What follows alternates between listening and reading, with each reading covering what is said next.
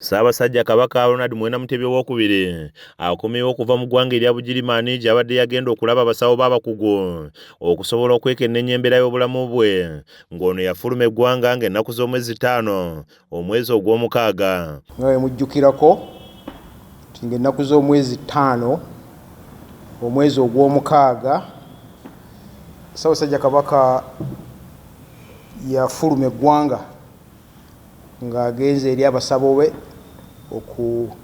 okwongera okumwekebejja.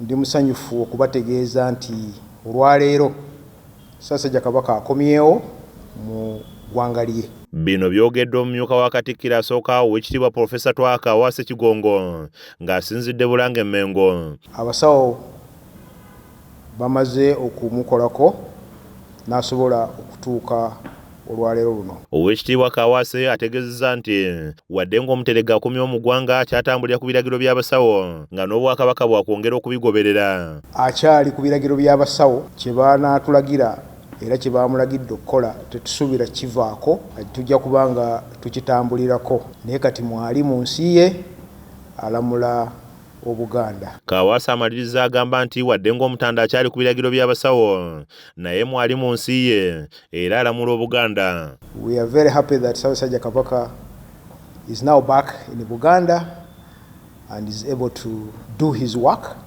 but under the guidance and instructions of the doctors. Kizza Peter yakusakidde emboozi eno ku Rakes TV Agaleero.